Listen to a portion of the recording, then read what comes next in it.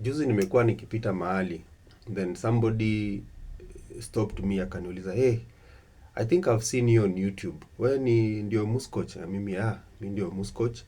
Na akaniuliza, what is this thing you call Muscoach football? Sijui boli la mashinani. Hii boli ya mashinani ni nini?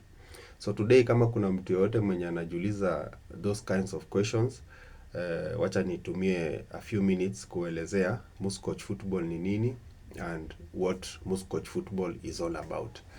So Muscoach football ilianza 2 years ago pale Kakamega. I'm the founder of Muscoach football, and my main aim is just to address a need yenye iko ya kudevelop young footballers, cause niliangalia nikaona young footballers wako hapo, some of them hawana school fees, wengine maybe talent zao hazidevelop vizuri, na kuna watu huko mashinani wanawa misuse kuwachukua kwenda kucheza tournament, vitu kama hizo, but their development is not good. Then at some age wanatupiliwa nje, they don't know which way forward.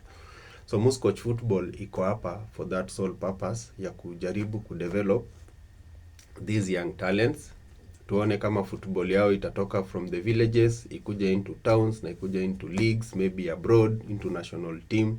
That is the main purpose of Muscoach football. So some few strategies tulikuwa nazo. First, tulipartner na shule inaitwa St. Patrick's Ikonyero. Tukaanza kutrain watoto pale, mostly watoto wa shule, cause unajua kwa shule ndio mahali utapata most of these kids bila kustruggle kuwakusanya. So I started with the high school, the boys, sometimes nasaidia girls, then nikakuja kwa JSS thanks to watu kama Teacher Max, Godwin, Soltrick wa pale St. Anne's, hiyo shule ya Ikonyero JSS. So tuko na wao, and then after kugather hawa watoto tukasema tunaweza fanya nini, so tukaanza kwa train. So with that only tulianza kunacha talents na kudevelop, kuwafunza basic skills za football, vitu kama hizo. Then my next phase ya hizi vitu ni another need I want to address is kule kwa villages kuna watoto wengi ambao wako na talent ya kucheza ball, but hawa watoto hawana ile opportunity ya kupata maybe kuendelea high school because wazazi hawezi lipa school fees. So I'm also partnering with several schools. I've talked to watu kama kina Mbale High School, Friends School, Muhudu, Ambira Boys High School. I've also some contacts na watu kama Emusire High School. So tukidevelop hizi talents tunaweza wapeleka kule, hata kama si free scholarship, wanaweza pata subsidized school fees ili wanaweza kuendelea na masomo, na through playing football talents zao zinaweza kuwa discovered. The next kind of problem we are trying to address is you realize kule mashinani we have most people, maybe wale kwa coaching tunaita mobilizers, wamekusanya watoto wameweka karibu, they are training these kids but hawana ile skills ama hawana ile mafunzo ya ukocha ya kukocha watoto. So we are encouraging, our main purpose as Muscoach football is trying to encourage them waende wachukue hizi coaching classes ili wakue certified, ndio waelewe ni nini ambayo wanafaa kufunza watoto vizuri, because that developmental stage ya watoto wa maybe 10, 20, 15 years pale ndio unakuta most of these skills wanafaa kufunza. The golden age is around 12, 13 years old. So by the time wana grow, I think at least wako na good teachings za football, they understand what they are playing na vitu kama hizo. But you find in the process of training these kids wana encounter several problems, maybe equipments hawana uniforms, hawana balls, hawana vitu kama hizo. So with the little knowledge I got from my postgraduate diploma in leadership and accountability from Open University of Kenya, najaribu kuapply some of those things za kusema I will try and teach these people or these coaches, local coaches, how they can prepare proposals, vile wanaweza ongelesha people like partners wakuje on board, vile wanaweza impact community, such kind of things, so that hawabebi hii mzigo peke yao, ati wanakufia team peke yao kuhustle na hizo vitu. Hapana, you work as a community, partnerships nini, watu wanakuja wana support donations. So that is part of what I would like to do as Muscoach Football. So nitembee kila mahali, finances zikiallow, we go kila place kwa country, but since finances hazi allow sana,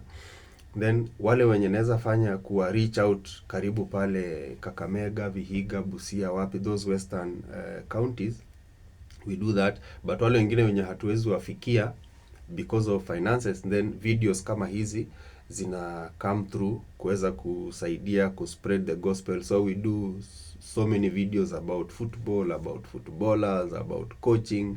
As we continue, we'll keep improving mpaka tufikie ile need yenye tunataka, kama ile lengo letu lenye tulikuwa tunataka. But end game ya hii vitu yote ni we want to develop footballers who can represent this nation world over.